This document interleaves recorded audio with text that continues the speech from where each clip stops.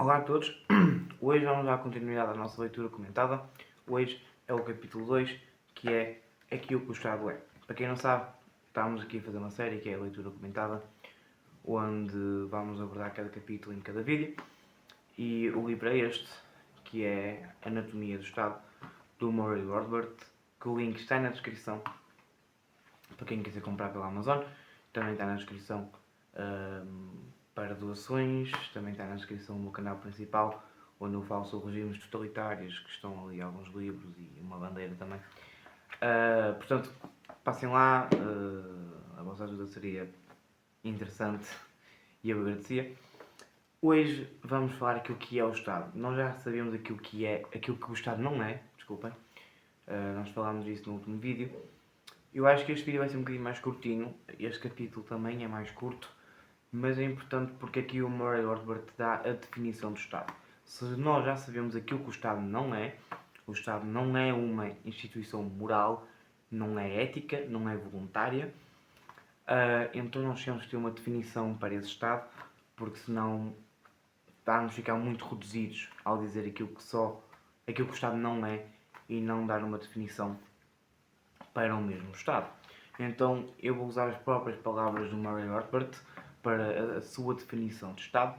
Também eu vou falar se concordo ou não, ou se eu acrescentaria alguma coisa, ok? Então Murray Rothbard na página 24 do seu livro, eu vou sempre dizer a página para quando vocês estiverem a ler, saberem exatamente a citação que eu estou-me a referir. Portanto, neste caso é a página 23 e 24, mas pronto. Primeiro, temos aqui outra pequenina citação que ele dá antes de definir o Estado, que é: o Estado nunca foi criado por um contrato social. Ele sempre nasceu da conquista e da exploração. Todos nós ouvimos na escola que existe um grande Estado social, certo? Que há um Estado social e que nós vivemos sob esse Estado social que supostamente os cidadãos fizeram para com o Estado e o Estado para com os cidadãos. A coisa é, quem é que assinou esse contrato? Porque ninguém assinou esse contrato social. Ninguém. Eu sei que também no conservadorismo fala-se muito sobre isto. O conservadorismo parte de um grande contrato social entre a sociedade e entre o Estado. Não só o conservador diz isto, como também, claro, depende do tipo de conservador que estamos a falar, mas não só o conservador, como à esquerda, como mais à direita, como muitas vertentes políticas dizem que nós vivemos sob um contrato social, o que é uma mentira, porque quem é que assinou esse contrato? Ninguém assinou esse contrato. Por exemplo, quando os bolcheviques, eu vou usar sempre o exemplo na Rússia, porque realmente é a revolução que mais me interessa, mas posso falar também da Revolução Chinesa, da Revolução no Camboja.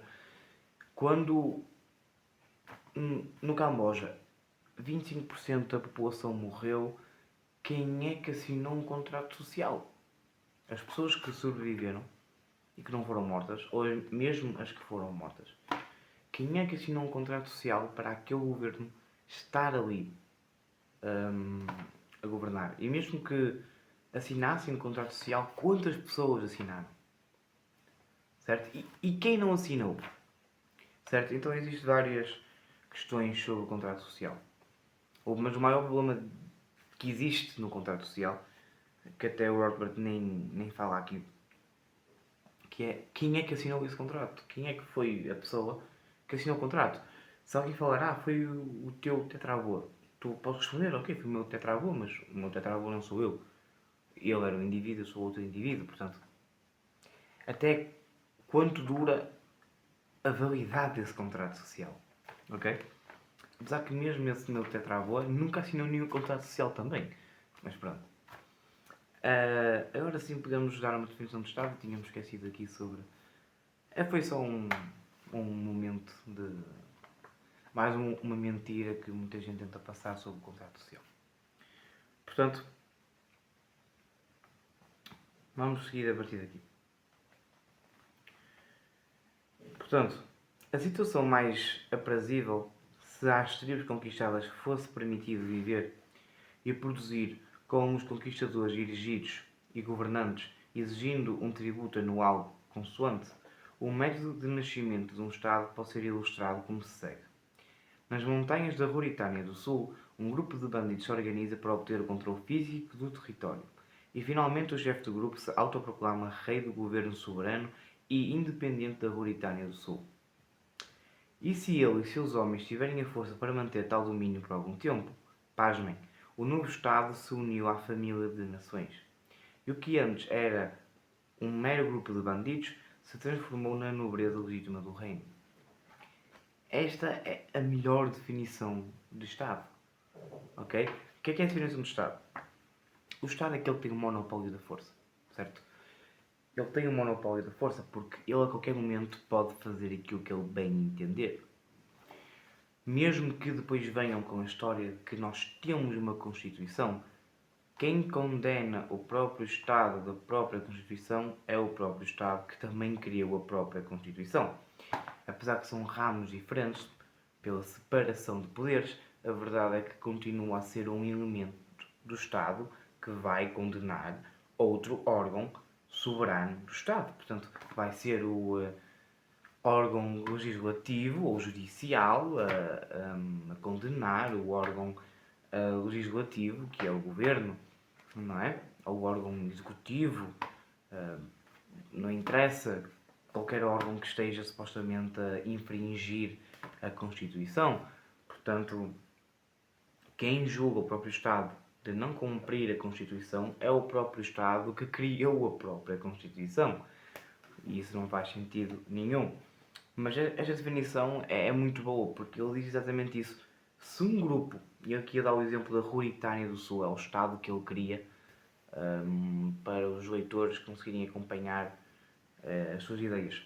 Se um grupo de bandidos vão lá, conquistam o poder, conseguem ficar lá por algum tempo, temos um novo Estado. Temos um novo reino, como vocês querem chamar. Podemos chamar de reino, podemos chamar de ditadura, só vai mudando os nomes, mas o conceito é o mesmo. É o poder concentrado nas mãos de X pessoas. Ou uma pessoa, ou mais pessoas, algumas não interessa. No caso da democracia, de várias pessoas, uns com menos, outros com mais. Mas a história é sempre a mesma, só vai mudando depois a maneira que isso se vai a maneira que isso vai atuar sobre nós e sobre as nossas vidas. Então, o Estado não é só imoral, não é só completamente coercivo e obriga-te a viver sob um contrato social que ele não existe porque não foi assinado por ninguém. Como também ele cria-se do nada. Ele cria-se do nada, portanto, nem é algo natural, certo? Porque se esse grupo de bandidos assume essa Ruritânia do Sul que fica nas montanhas de algum lado, agora existe um novo Estado, mas antes não existia nenhum Estado. Então é interessante ver como isso vai acontecendo na sociedade, ok? Porque se formos para pensar, há muita gente que critica os anarcocapitalistas por eles, e muitos libertários também, porque nós falamos que o mercado se autorregula, o mercado sozinho consegue se regular e ser benéfico para todos. Quem não concorda com essa ideia diz que não, e é por isso que tem que existir um Estado, que é para compensar os erros do mercado. Sendo que quem cria as crises são os próprios Estados, que depois em outro vídeo poderei falar. Mas, se formos mesmo parar para pensar, o mercado é anterior ao Estado. E o Rothbard também fala nisso no seu capítulo, neste capítulo aqui, porque o mercado são trocas voluntárias de forma pacífica, onde ambos saem a ganhar. Mesmo que para ti eles não quem faz a troca não saia a ganhar, na visão daquela pessoa que fez a troca, ela saiu a ganhar, porque valia mais a pena ter X do que ter Y. Então, o mercado é anterior ao Estado. Não é preciso haver Estado para haver mercado, porque o mercado são trocas voluntárias, coisa que já existia antes de qualquer Estado. Então, essa ideia que é preciso o Estado para regular o mercado, porque o mercado só existe por causa do Estado. Não, porque o mercado parte do pressuposto que tem que ser pacífico e voluntário. Coisa que o Estado não é. O Estado não é pacífico e o Estado não é voluntário. Ok? Eu gostava de ver uma petição, uma sondagem, criada pelo próprio Estado, a perguntar às pessoas: vocês preferem que a gente continue a governar ou que a gente simplesmente parte de se meter nas vossas vidas? Eu gostava de ver o resultado dessa petição, dessa sondagem. Gostava de ver. Mas este foi o segundo capítulo do livro. Vamos para o terceiro no próximo vídeo, que é... Vamos lá ver aqui. Que é como o Estado se eterniza. Okay? É um capítulo muito bom, muito interessante. É um dos meus favoritos. Portanto, fiquem atentos e beijos lá.